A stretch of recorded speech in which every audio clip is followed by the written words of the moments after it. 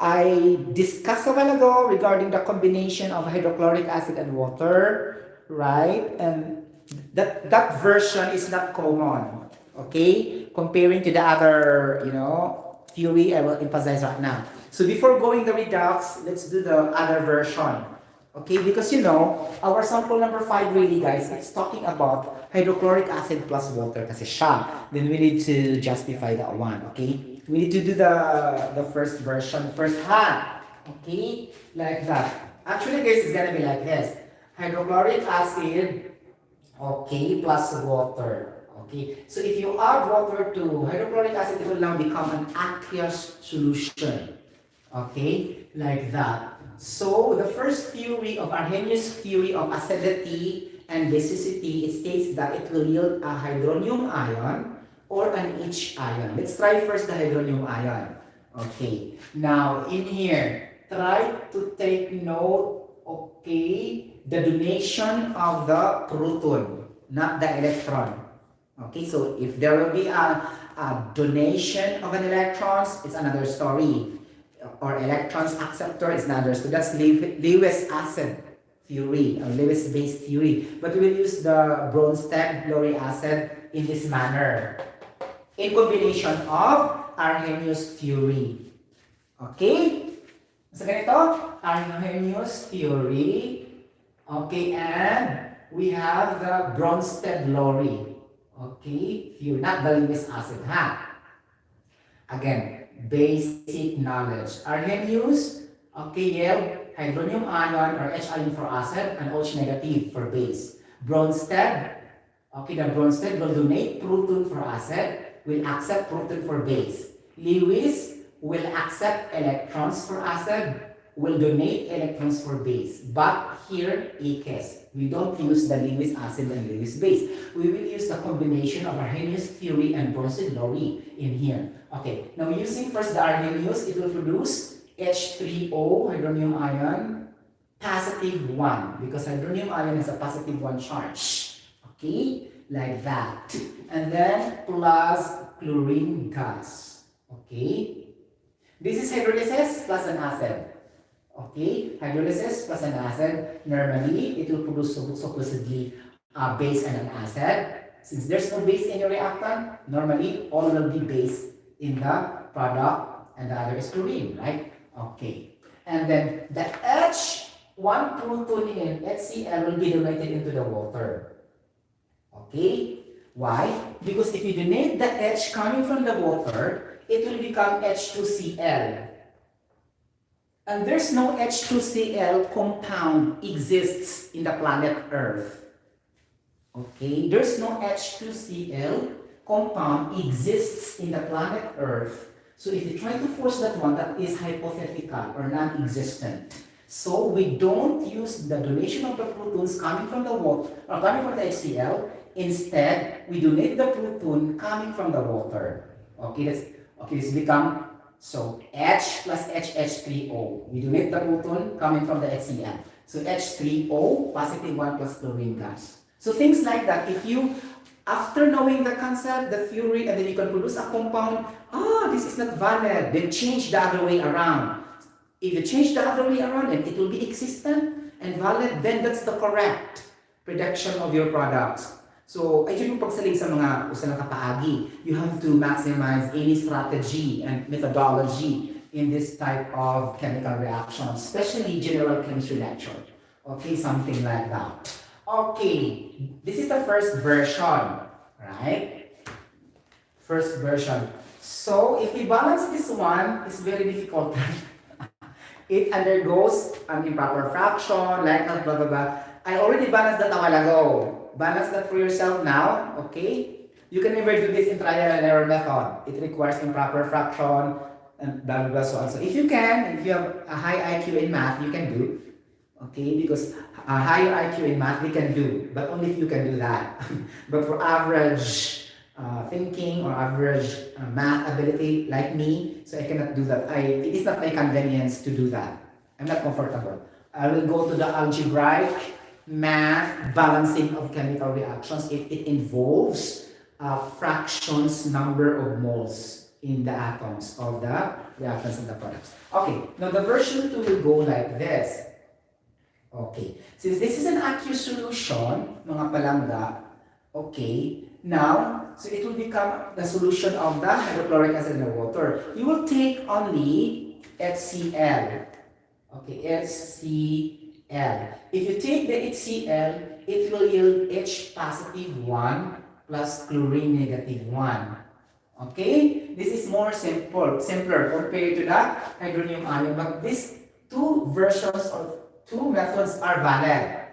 Okay, like that. But most of our instructors are teaching this second, the HCl, the most simplified one and the most common to understand. But take note, in the future examination, they will use the not common. Really, they will put in the questions and problems that are not common in the sample problems and being discussed every time by our instructors. That's why that is also the one reasons some will fail in the examinations. Okay, like that. Okay, I'm not telling all, some or few will fail. Okay, disclaimer. Okay, ganon. Okay, so we will use this second HCl, H plus 1, chlorine negative. So H ion, this is Arrhenius acid theory. Okay, and H3O also Arrhenius theory. Okay, you get the point. But in the redox, it's easy to use the version 2 rather than the version 1, which I take that a while ago. I can make it, but there's a lot of procedure. In fact, it's already balanced, right? But we will do the second lang siya talaga. Okay, ganon. So redox of HCl plus water, aqueous solution, okay, the simplified method. Okay, still using Arrhenius theory. Okay, now, okay, HCl, total charge or overall charge is 0, right? To make it 0, and we have negative 1 for chlorine, then positive 1 for hydrogen, because positive 1 plus negative 1 is equal to 0. Diba? Kindergarten math. Okay, so we have H positive 1 plus chlorine negative, okay, negative 1. So now, determine oxidation and reduction, right? Okay, you get the point mga palangga. Okay, you can never say H is equals to 0. Okay, and you can never also put chlorine equals to 0. Why? Because you treat this as an ion. Okay, you did not treat this as an H2. You did not treat this as a chlorine gas. You get the point? If you treat this as an H2, in your redox, you will put 0 the charge of hydrogen gas. If you put this as a chlorine gas, you will charge as 0 for chlorine gas. But we put this as an H, as an ion, with a positive 1 cation. And the chloride also negative 1 as an ion. So, this is not 0 already in your redox. Take note also the difference, huh? Okay? You get the point? Okay. Because here, our redox will be based on dissociation reaction, not on the chemical reaction. Dissociation, not on the chemical reaction. Because if you try to be strict in the chemical reaction, HCl is equals to H2 plus Cl2. Then balance to HCl. So 2 moles of hydrogen, 2 moles of HCl is equals to 1 mole of hydrogen gas and 1 mole of chlorine gas. Then balance perfectly. It's not like this here. Okay? Actually, this is the third version if you want. Okay, but here, it's specified aqueous solution manggod. So we don't want this one because it's gas chuba chuchu, or else it is not aqueous solution already. It involves gases, right? Okay. You get the point. Add as a version 2 because it's very easy, right? You get the point. Now, so take note the charges. Okay, the charges blah blah blah. So H plus chlorine negative. Oh, take note. Guys, on the spot na naman. Version 2. Okay, H has no changes and chlorine has no changes. So meaning to say, if you use the redox in 2, there will be no oxidation and reduction. Let's try version 3. Because I tried to evade meaning I tried to escape or avoid the equation 1. Because it's very lengthy. I use the other version. This version pala of dissociation through redox is not possible because there's no changes of the oxidation. Okay. Let's do the third version through chemical reaction. So HCl, okay, is equals to H2 that I do a while ago. Cl2 and then 2HCl. Let's do this. Okay, version 3. Okay, go. Okay, -1, +1. Okay, 0 na. 0 ang chlorine gas, 0 sa hydrogen gas. Kaya kung ano siya, pure element or solid-like. Okay, now take the oxidation. Ada. Okay, +1 sa hydrogen will become 0. Okay, and the chlorine also. Oxidation, meaning to say loss of electrons increase in the oxidation number. It's gonna be the chlorine. Okay, so loss of 1 electron. Meaning oxidation, ganon, oxidized, and reducing agent. Ciao. Reducing agent ang chlorine. Okay, like that. Okay, and then your reduction is the gain of electrons, meaning the decrease of oxidation number from 1 to 0. Hydrogen is your, okay, reduction. Okay, ganon. Reduce ang hydrogen. Oxidizing agent ang hydrogen. And then, we have 1 electrons gain. Ganon. Gain 1 electrons. Ganon siya. Then, do the half reaction, mga palangga. How can we do this? Split the hydrogen and chlorine in the hydrochloric acid. Okay? It's gonna be like that. Okay? So, reducing agent ang chlorine. So, oxidation ng chlorine, right? So, oxidation half reaction, chlorine. Okay, start with the oxidation. Meaning kasi the oxidation ng palangga is adding the electrons in the right. Put the equal first and adding electrons in the right. So that gamay na lang kagunaan. Ganon. And then, okay, start with the chlorine here in the reactant. So chlorine negative, right? And then chlorine here is Cl2. So Cl2. Now, because the chlorine is in the right, okay? So you should also put the electron in the right, okay? Now, if this is 0, no need to put the 0 because we are now not taking the oxidation or reduction process. We are now in a half reaction, okay? Now we go to the reduction, okay? Half reaction, the other one, hydrogen.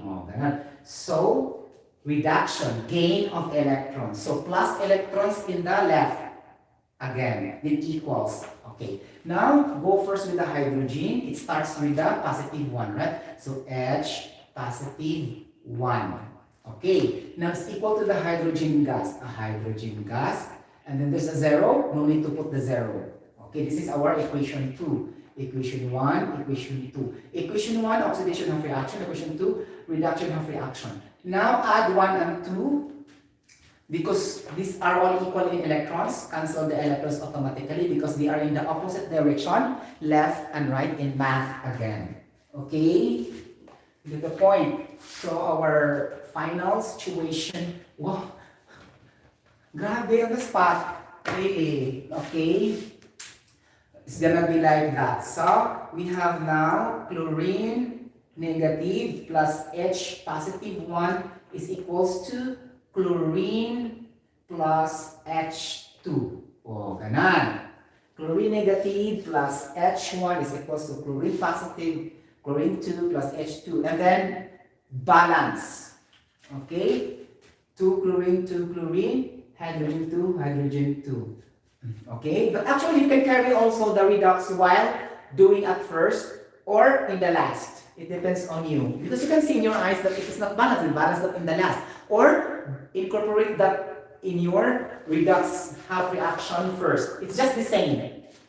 Okay? As long as you have in your mind that you need to balance the result upon adding 1 and 2. Or you can carry it individually here also. Okay? It depends on you. Kasi, okay, putting that chloride here and then putting also the 2H here. It's just the same, right? O, tingnan mo. Okay? Like that. Okay? But I would rather go incorporating first if show your solution in the examination, in the prelim, midterm, and final. Because the instructor will look how you do systematically the pattern. In this, there's a 2 moles of chloride and 2 moles of hydrogen, and then sa chlorine say, why like this? I-balance only the last. So your points only are small. Let's say 50 points. Like that. Balance the hydrochloric acid. Do the redox chemical reaction of hydrochloric acid plus water in 50 points. Ganon. Question number 2, prelim exam. And then I get correctly the answer at the last lang siya. 2 chloride negative plus 2 H is equals to because I know the principle already, but I just did not put the 2 moles at first in the half reaction. I did not incorporate this. It's the same story. It's better to put first na talaga siya so that you will be having more points comparing to this only na. Kuhanin mo ang answer, you get the same correct answer, but your solution is also okay. You are just not putting this number of moles. Okay? Because manual checking will not consider that. If computerized, it doesn't matter. This will be the answer in your A, B, C, D, E, because that is not show your solution. You get the point? Ganon siya. And then, if show your solution, then make your handwriting and penmanship very, very, very clear and readable. Okay? So that your instructor and teacher will love to check that well, and then he will add more points to you aside from the correct answer. Because normally, a person have mutual feeling sometimes, okay, to the students, especially the students are good, whatever, like that. There's such like that. Okay, there's tolerance in checking. Okay, but computer has no tolerance. If that is really wrong in the last, that is wrong, even though your solution are correct at first. Remember. Okay, so there's a clear difference between a technology, a machine, and a people. Okay, during checking. So meaning to say, if manual checking or the person will check, that is very comprehensive. Okay, comprehensive, and there will be no error. But take note, if there will be checking and bias and dishonesty, that is not also good if you check that by manual. For example. Okay. For example, in a certain registration board examination, the chairman of those, let's say, engineering council and the mechanical engineering board examination are mostly coming from the University of the Philippines, Diliman, right? Okay, and that is nationwide, and they want to maintain their integrity to have some top-notchers. It cannot also be denied that there will be some instinct bias by their reputation. Okay, if manual, they will give too much points than the other schools because it's a competition of the schools also. Competition of schools passing percentage, not only by individual passing percentage, but also for the school's reputation passing percentage. They have to rank that one. Rank 1, rank 2, rank 3, rank 10. Not only the examinee for the top notcher. Take note. So that's why more or less they change that with a machine or computerized because there will be no bias during the manual checking. Okay? I think that's the reason. Okay? Or to make it fast during the release. After 1 day, after 2 days, after 3 days. Both are having this advantage. Okay? Because the one who will operate also the machine is a human being also. Okay? So many disadvantage, so many advantage also. Advantages and disadvantages. So fail lang siya. Okay? So it's better to do it computerized to make it quicker. Right? In a modern technology that we have now. So we will become stagnant. Stagnant meaning slow moving if we will do the manual also. Okay? So we need to be fast in our modern world nowadays. Okay? But there are also students who love to watch manually check their answers. Okay? Something like that. Because before also, according to my sister, okay, disclaimer, my sister also almost reached the top 10 in the board examination of elementary ba? Oh yes, BS Education in elementary when she took the board examination.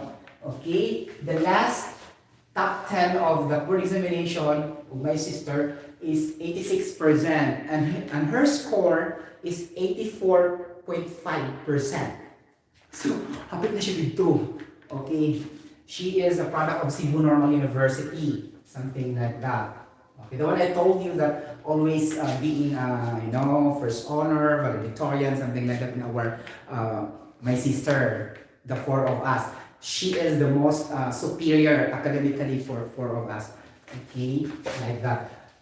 Now, okay, she said, there's a cum laude at that time, I think so, I remember he told me, failed the exam. And then this cum laude go to the go to the PRZ, the regulating body for that examination. He requests for the manual checking for her, for her scores like that because she cannot believe that she failed, something like that. Okay? And then to make the story cut short, he retake again. Okay? To make it fair, something like that, and she passed, something like that. But she didn't become a top notcher, but she passed almost also in the top 10, something like that. See, she is not really that sure that she was failing, something like that. She exercised her right or freedom to complain into the PRC and then do the rechecking. Actual, okay, because she cannot believe she is a cum laude, something like that. And then retake again. The first attempt is not valid, so they treat that also as a first time takers, something like that in her case. Meaning to say, her first take was declared as invalid. Okay, meaning to say, she was declared not a repeater, but a first timer also, because of that case. Okay? Because there is a first timer, repeater, and then during the percentage of schools ranking, repeaters and newly taking the exam is also considered in the tabulation of the percentage. It will affect the score of your school performance. Okay? Like that. And she was declared as a first timer, not the repeater. Though she retake again because she complained. Okay? Like that. You get the point? Oh, that's it. Okay? Maybe the score cannot be retrieved again, like that, whatever, the paper, something like that. We don't know the story, but that's the summary. You get the point. See, there's there's also negative in computerized checking. Okay, you get the point. Okay, muna siya natago mga palangga. Okay, now going to number 6 na mga palangga. Gusto makita guys. Nakakaloka, di ba? Wait mga palangga kumitad. Nakakaloka na. Okay. Di humanata sa HCl mga palangga, no? Okay, humanata sa HCl. Ari na punta sa so muli magnesium solid plus hydrochloric acid. Nakakaloka. Nakadula. Okay, let's go now directly. Pull mga chlorine. We go directly to dichromate, right? Let's erase this chlorine. Go to the dichromate directly, right? The same principles. Okay, so dichromate because this is very, shall we say, rare or unusual. Okay, like that. Okay, so dichromate. Okay, plus H. Okay, H hydrogen. Meaning to say, this is H plus, right? This is not H2. Okay, so what is the product for this? Dichromate review in a polyatomic anion. What is the charge of the dichromate? Wait for a while mga palangga. It's gonna be -2. Okay, it's gonna be -2. Let's check. Okay, let's check. Okay, equals to -2 overall charge of dichromate.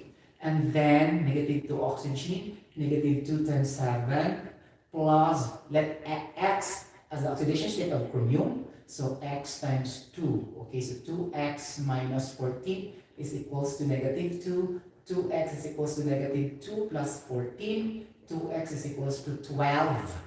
X is equals to 7. Wow! So the oxidation state of chromium is 7. Ganun ba yun? So chromium. Okay. Chromium, I think so this is 7, right? Okay. Okay. Ganun ba yan? Wait, 2 times X. Okay, so and so. Okay. So dichromate or chromate, -2 or -1? -2. Okay. So if we try -1 also, let's try lang. Okay. So X times 2 negative 2 times 7 is equals to negative 1. 2x is equals to negative 14 is equals to negative 1. 2x is equals to negative 1 plus 13, 14, nakakaloka. Okay, 14 is equals to negative 1 plus 14, 2x is equals to 13, right? X equals to 13. Oh no, yes, it's really positive 7 because if we try overall negative 1 charge of dichromate, it will become 13 over 2, which is improper fraction. So it's correct. Negative 2 is the charge. Things like this you have to prove, huh? Okay, because we don't have oxidation, which is a fraction. Okay, it is correct already. Okay, now, what is your product for this dichromate? Okay, again. Nakakaloka. O, diba? So here, we have a single hydrogen. Now, if you donate the proton of hydrogen directly to dichromate, there will be no more one element on the other side. So that is not possible. Now, the chance is it could be the dichromate that will donate proton to hydrogen. So among chromium and oxygen, which of the two will donate the proton to hydrogen? It is the chromium or the oxygen? Take note. Okay? Okay? H is positive and chromium is positive. Would it react having the same charge? By common sense, it will not. That's the first reason why the chromium will not donate proton. Another reason, okay? So oxygen will most likely react to hydrogen because they are both non-metals. Okay, they are both non-metals and they are really partner with each other. Positive charge and negative charge. Both are non-elements. So this oxygen proton will donate to the hydrogen. So it will become chromium subscript 2 plus water. It will not become water because H plus oxygen. Wait, not OH. Because there's a lot of subscript of 7. So it's H2O. But if it is only O here, you will force to OH. Okay? But this is O7. Something like that. Okay. You get the point? So it's gonna be like that. So chromium 2 plus H2O. O, diba? Then balance the chemical reaction before going to the redox. Because we learned a lesson already. Okay. Like that. Okay, so chromium 2 balance, hydrogen 2 balance. Oh no, it's not. We have to put 2 here. We do the trial and error method first. And then oxygen 7. Okay, put 7. Trial and error method kasi po. Madali lang siya i-trial and error. Okay? So if you do algebraic, it can also be solved. No problem. Okay? Now, because I need to save time. Okay? So chromium 2 balance. Oxygen 7, and hydrogen 4. Hydrogen 14, then we can put also 14 here. Okay? Wow! 14 moles of hydrogen, really? Okay. Sure? Yeah. Oxygen, no, it's not 7 only. It's too big. That's why hydrogen, oxygen 7. Ay, 14 talaga siya, guys. Lucky. Okay, so let's check. Okay, again. So chromium 2, oxygen 7, hydrogen 14. Oh, 14 talaga siya. Ganon! Review. Okay, now we need to determine the oxidation and reduction. Oxidation, increase in the oxidation number. So we need to assign first the oxidation state in the product. Okay, so water as a compound, overall charge is 0, negative 2 oxygen, so that's negative 2 times 1 subscript plus, okay, 2 subscript of hydrogen times the X oxidation state of hydrogen. So 2x minus 2 is equals to 0, x is equals to 2 divided by 2, x is equals to 1, then the oxidation state of hydrogen is 1. Okay. Ganon. How about the chromium? That is 0 because it is solo flight or single element or single metal, 0. Okay. Now, oxidation, loss of electrons, increase in the oxidation number. Take note, where among them increasing the oxidation number? Okay, hydrogen not. So, hydrogen is not changing, so hydrogen is X. Okay, hydrogen is X. Okay, oxygen is so it's not changing, so oxygen is X. Oxygen is X. Okay? Then chromium is changing, right? 7. Oh, there's no oxidation. Okay, meaning there's no loss of electrons or increased oxidation number. Only chromium here. Okay? Chromium from positive 7 to 0, meaning that is reduction. Okay. Okay, meaning to say it has decreased the oxidation number, then gain of electrons. So gain of 7 electrons. 7 electrons. Okay, then that is really reduced. Okay, and that is our oxidizing agent. Okay. Okay, so there's no other thing. There's no another element. So it's possible we have only one reduction here. No oxidation. Okay? Take note mga palangga. Review. Okay, blah, blah, blah, so and so. Okay, let's check comprehension for hydrogen. Okay, if hydrogen will act as a source of light, there will be a gain. Okay? So I will review first the hydrogen in my brain cells. Wait. Okay. Okay, wait. Okay, let's treat this hydrogen as 0. Okay, because you know, it is not yet charged. Okay, it will now become charged in the product model siya. Okay, based on the theory. I remember that my brain cells on the spot. When it was charged, it is on the product already, and it is combined. Okay, but this still in the reactant, so it's 0, like this. Okay, so may increase in oxidation number, so lost electrons, so oxidation. Marokit pa mabutahan na oxidation. Really, guys, it's honest answer. You have to treat that as 0 also. It's not yet charged because it's not yet in the product. Okay, it's not chemically combined, diba? It's just still on the initial, okay, state. Okay, oxidation. Oxidation, pila man yung loss of electrons. Hindi yun na, we have, okay, we have 1. Okay, times 1 electrons. And then it's gonna be oxidized. Oh, hydrogen is oxidized here. Nakakaloka. And hydrogen is the reducing agent. Wow. Hydrogen is our reducing agent. And dichromate is our oxidizing agent. Wow. Okay, ganun siya. Now, do the half reaction mga palangga. Okay. Half reaction na ta. There's still one last, guys, ha?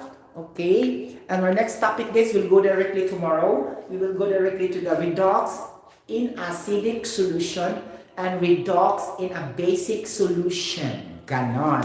And after these vlogs in the entire, let's say, 6 months or 1 year, I'm gonna having my one book for chemistry authored by Engineer Sotero and Nepomuceno Jr. Ganon. Okay, registered number 22,607, licensed chemical engineer. Okay, ganon. And then I will make my own book and then I will circulate that to the younger generations. Charot! Charot lang. Okay, we got the point. Really, guys, because my ambition before is really to make my own book. First, I want to make a missiles. And I will go to the outer space to make a spaceship, something like that. That's my first ambition. My second ambition is really I want to have my own book authored by myself. Number 3 is to become a broadcast journalist. Okay? I don't aim to become an engineer. Okay? You get the point? Okay. Like that. Broadcast journalist, meaning BS in mass communication graduate. Okay, going back to this equation mga palangga. Half reactions. Okay. Oh, diba? Okay, half reaction. Oxidation, half reaction. So our oxidation half reaction will be the hydrogen. Okay. Oxidation meaning loss of electrons. Then your electrons will be at the right. Plus electrons. And then this is HR, oxidation half reaction. And it's gonna be hydrogen. Oh, ganon. Hydrogen carry the 0, but in this half reaction, remove the 0. Okay, like that. Okay, now, the product is in here, right? H2O. Okay, so you have to put this 7 H2. Positive one. Agad na. So that in the product, we should not balance anymore. Right? So 7H2. Ganon. Like that. And then this electron is 1. Right? 1 electron. Ganon. Ah. Wow! And I'll go to the reduction mga palangga. Reduction meaning gain of electrons, we need to add electrons in the left. Ganon. So pila ba yung electrons in the left mga palangga? 7. Oh, 7 electrons. And then in the left we have the chromium. So take note this separately. Chromium 2 positive 7, right? Like that. Okay? Is equal to the chromium here. Chromium 2 lang siya without charge. Okay. Now, take the balancing. Oh, there's no moles of the chromium. Safe pa.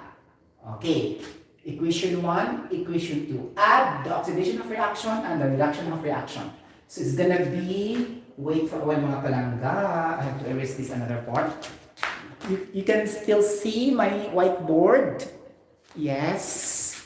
Any questions so far? If you have some questions, now you can raise in front of me, or you can comment down below in the comment section, or you can chat me in my FB Messenger or in my other YT channel if you want also. Okay, for any guidance in chemistry lectures, assignments, or everything, any kind of topics. Okay, like that. Okay, now going back to oxidation of reaction. Okay, nakakaloka. Diba? I will erase this sa mga palangga. Okay. Ganon. Okay.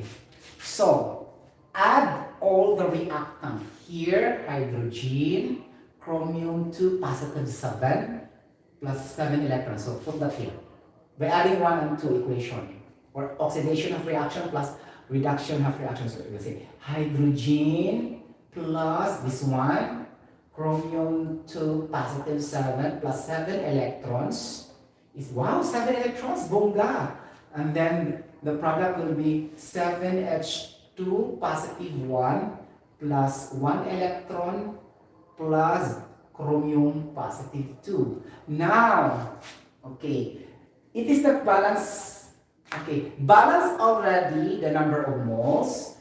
Okay, by putting 7 here. Okay, 14 here. 14H because 7 times 2 is 14. Right? So putting 14 here. So balance the hydrogens, balance the chromium. Okay, 2. The last thing is to balance the electrons. Okay. Grabe ang redox guys, kaya mag-balance pa ka sa number of moles, you should also balance the electrons. Okay? Nakakaloka. O, diba? So, your electrons are not yet balanced. 7 electrons to the left and 1 electron to the right. So, you will multiply 7 electrons to the right to cancel out the electrons. So, it's gonna be okay, it's gonna be 14H. In this case, you don't have to multiply all. Multiply all because it will become 28, right? No, yes. You don't have to multiply all, only for the other part. Okay? 14H plus chromium, positive 7 plus 7 electron. Okay? Is times 2 ni siya mga palangga. Okay? You got the point? Okay? Because if you times 2 also here, okay, makuha man mo ang 14H2. Okay? So, 2H2, ganon-ganon. Okay, 2 sa 14. So, 14H2 lang siya. Okay? You got the point? Ganon siya mangyari. Okay. So, now, ang inyong buhatin na higayon na guys, okay, butangan mo daw 14 dari ari. Actually, it's just the same really mga palangga. Okay? It's just really the same. Okay? So all you have to do is to develop the 7 here and the 14 here. So balance na siya ha, 14. Okay. Now you will multiply this with 7 electrons. Okay. To make it clear, bubot mo na akong point. Gamay mo itong space. Okay. Akong papasok ng uban. Ganun siya. Okay, ganon. So it will create confusion because there's a limited space. Charot. Okay. Now, you have 14H, okay, is equals to H27 positive 1 plus, okay, plus 1 electron because there is one only electron being, okay, oxidized, okay, or loses. The second is Cr27, there's no more because 7 electrons, right? because 7 electrons is mean, ano siya, is equals to chromium 2, ganun siya, equation 2. Charot. Okay. By this alone, multiply this by 2. Okay, it will become now to 2 chromium positive 7 plus 14 electrons is equals to 2 chromium positive 2. Okay, the other one is as S. 14H is equal to 7H2 positive 1 plus, okay, 7 electrons. Okay? Nalibat ako, katugo na kayo guys, nalibat akong mata. This is the reason why I wear, my glass. Okay, like that. So, we have 7 electrons gonna be that. Okay, 7 electrons for, okay, 1 electron. It's gonna be 7 times 7 siya. So, 28 hydrogen, 49 hydrogen gas, plus 7 electrons. And then, 7, so cancel, we have, okay, chromium, positive 2 plus, okay, is equals to Cr2, okay, add all, okay, 28H plus chromium 2, positive 7, is equals to 49H2, cancellation 7, plus chromium, o ganon, o ganon siya, 49 and 28. Now, in this case, guys, okay, take the less common denominator. Okay, what is the less common denominator for this? Okay, 28. 28. So, 28 divided by 4. Diba 7 siya? Okay, 7 hydrogen. 7 hydrogen. And then 4 divided by 4. So, 1/4 chromium. Okay? 49 divided by 4, 49 divided by 4, 1. Hindi siya pwede ma-divide, it's not divisible by 2. Okay, it's up to here only. 28H plus chromium positive 2 is equal to 49H2 plus chromium positive 2. Okay, like that. Okay, but in some books, guys, we don't have to emphasize really the number of moles, only the hydrogen, chromium, like that. What is being emphasized always is the electrons. Okay, I'll try only to do the complete package. That's why. Complete package including the number of moles. But in the half reaction, not necessarily you put the number of moles unless required in the problem. Okay? You get the point? Ganun lang siya. We treat that as simple as that. Okay? Because it will complicate us if we keep on doing the number of moles, then it doesn't need to our half reaction principle. Okay? Ganon. It's good to balance. Mabugat siya, guys. Okay? Get the point? Ganon. O, diba? O. Gano'n siya mangyayari. Okay. Any question so far? And the last will be the calcium phosphate. May matug na gita, guys. Charot. This will be the last. Okay. Calcium plus, ano rin? Okay. Calcium plus, paano siya, guys? Ferrous sulfate. Okay, calcium plus ferrous sulfate is a single replacement reaction. It's gonna be calcium sulfate. Okay, so 2 charge cancels that out, neutral. Then plus Fe. Okay, Fe is solid precipitate, right? Yes, solid precipitate S. And this is calcium solid also. Okay, so adding a salt, ferrous sulfate to a metallic calcium will produce a salt calcium sulfate plus an iron solid. So do the redox chart. Okay, so calcium 0 on charge, iron is 0 on charge. Okay, now go to the ferrous sulfate. Ferrous sulfate is equal to 0, negative 2.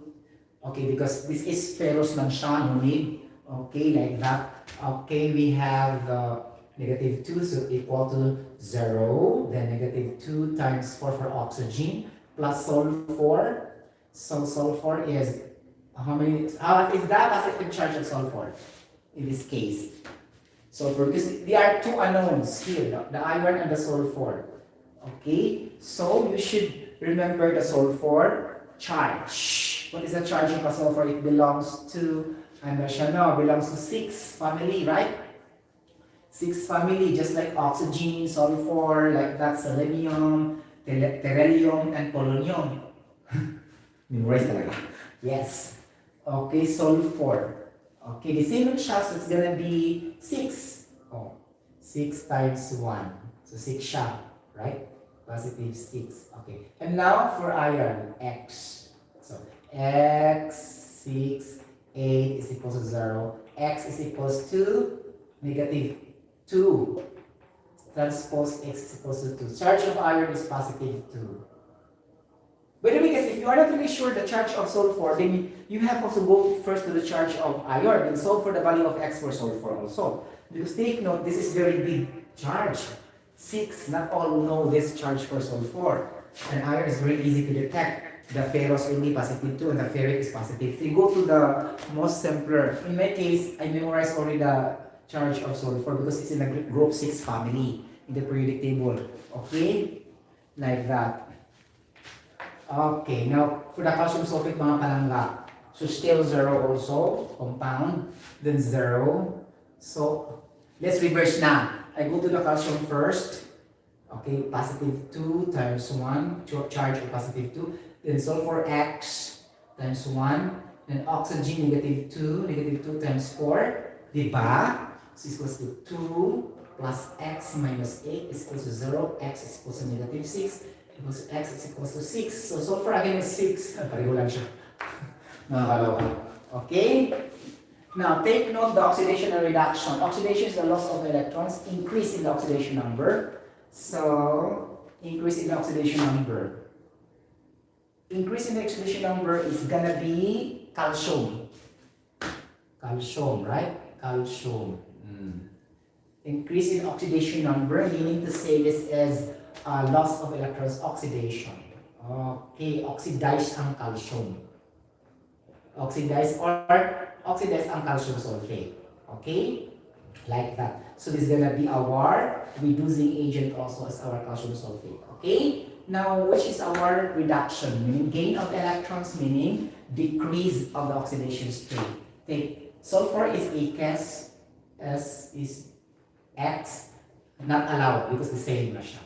Sulfur. Okay? Oxygen, take note the oxygen.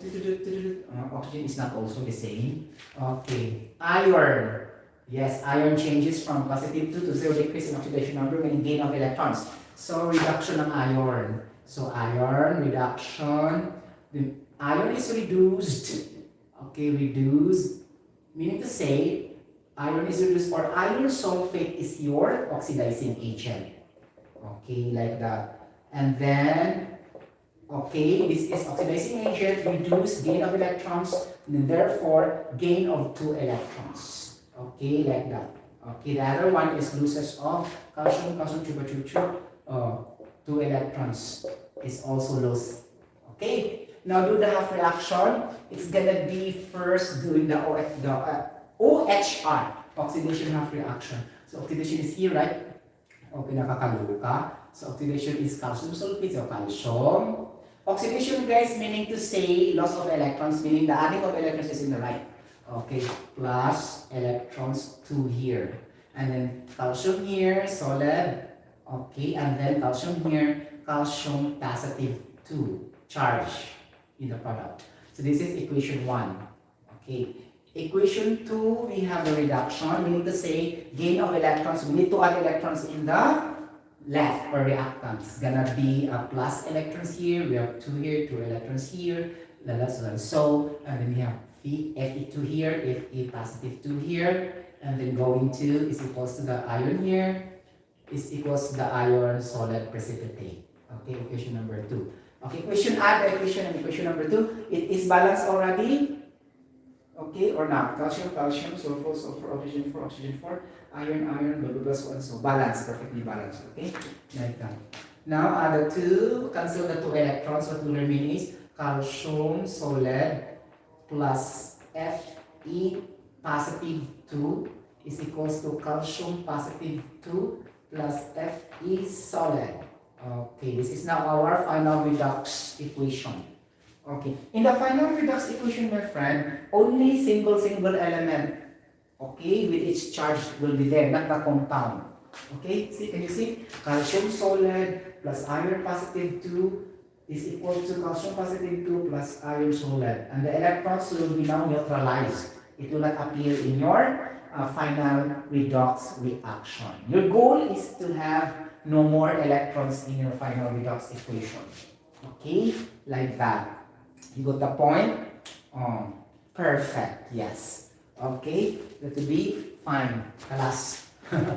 Okay, now we go to the acidic solution and basic solution tomorrow. So the key term here is, if acidic, you have to add H or water. For basic, you have to add OH. But the same thing also. The process is just the same thing. First, put oxidation number, determine oxidation and reduction.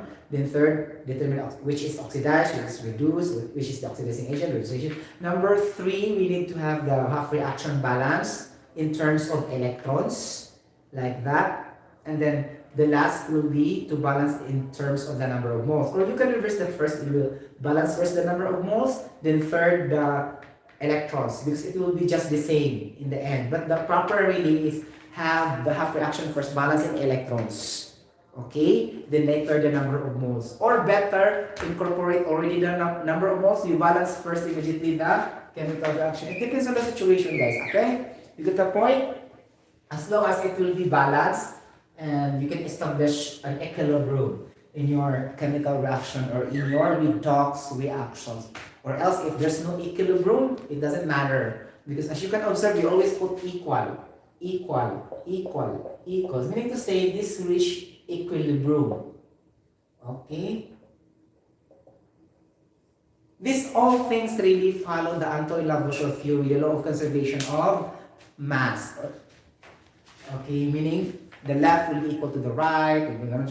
Okay, you need to familiarize also the theory and principles. Thank you so much for watching, guys. You can comment down below in the comment section, and you can like this video if you want. Also, you can click the notification bell for some. Oh, thank you kayo for watching. Uy, nainitan out. Thank you so much. Kisa man siya, uy.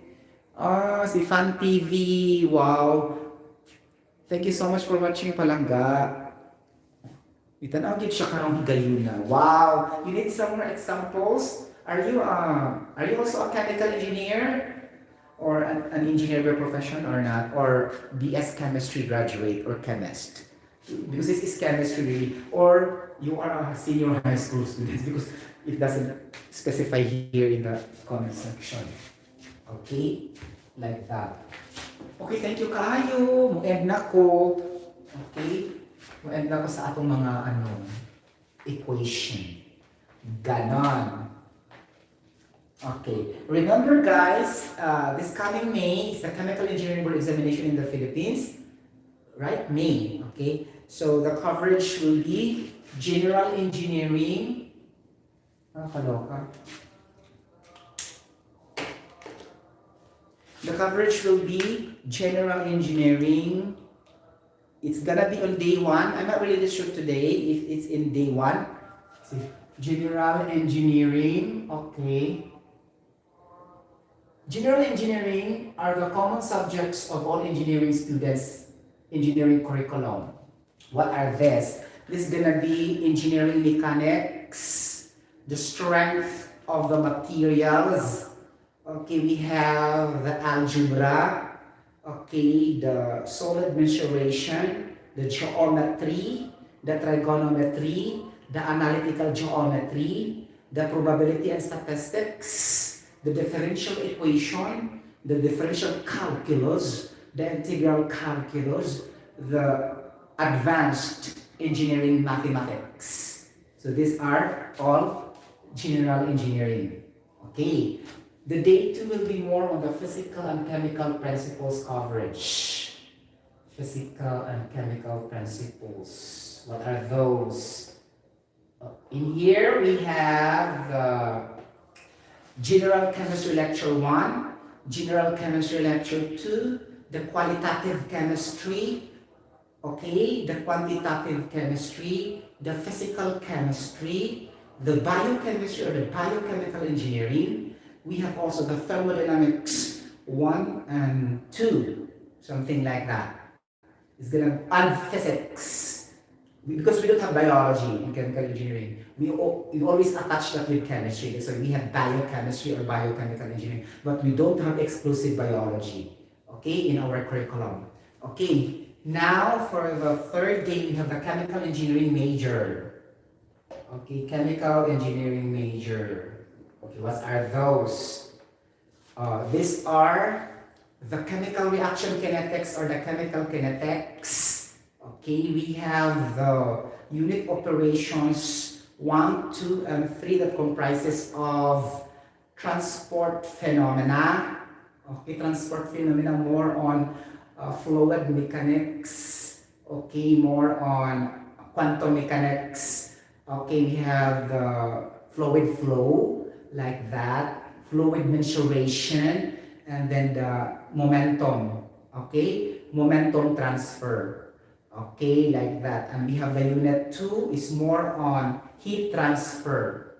Okay, heat transfer and heat transfer and more on the evaporation, heat exchangers, evaporators, like that. And the unit 3 will be a lot of, for example, mass transfer. The mass transfer or the what we call as the transport phenomena, right? Okay. What are those? Transport phenomena. By the way, the momentum transfer is the unit 1. Sorry.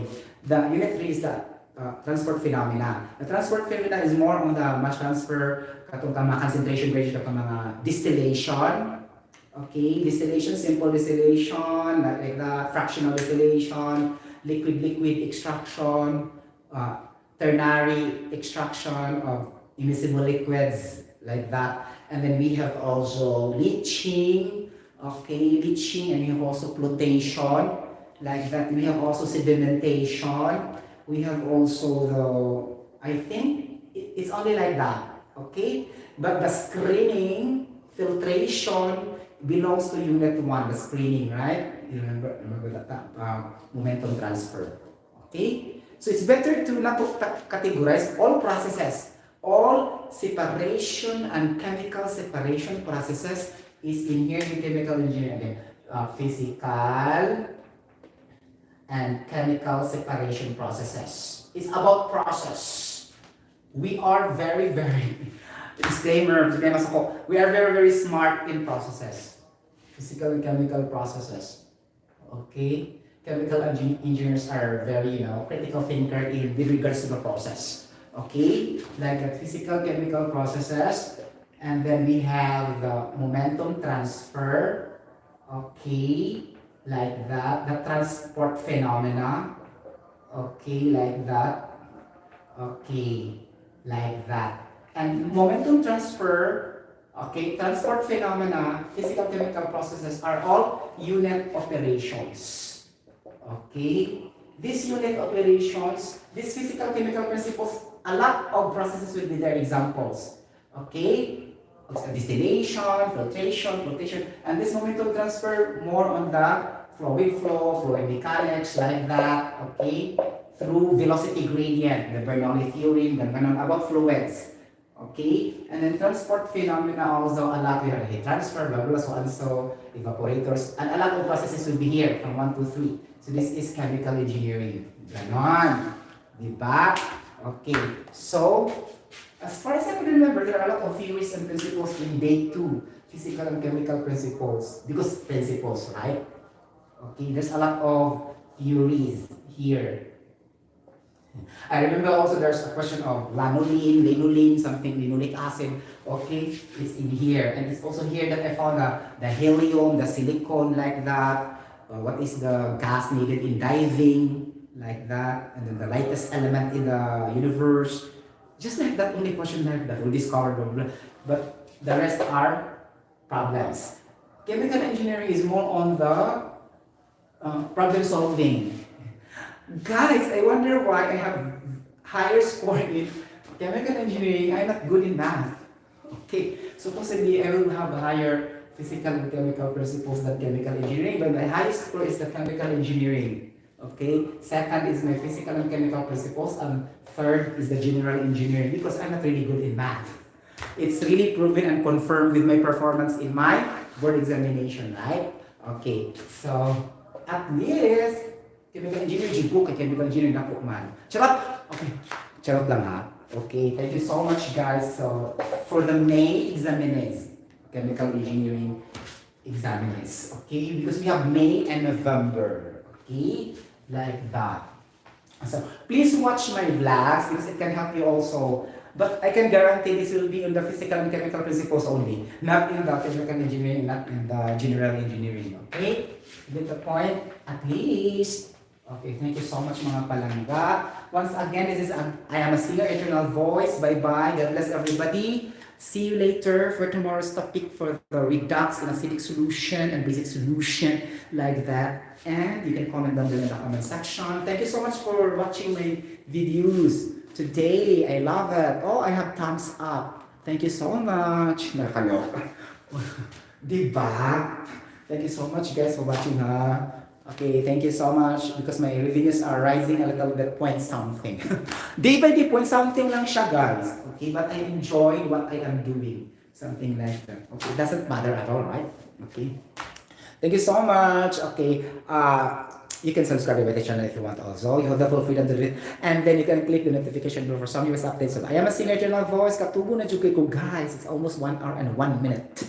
1 hour and 1 minute and 20 seconds. Grabe. Thank you so much. Bye-bye. God bless everybody. Wow. Nakakaloka.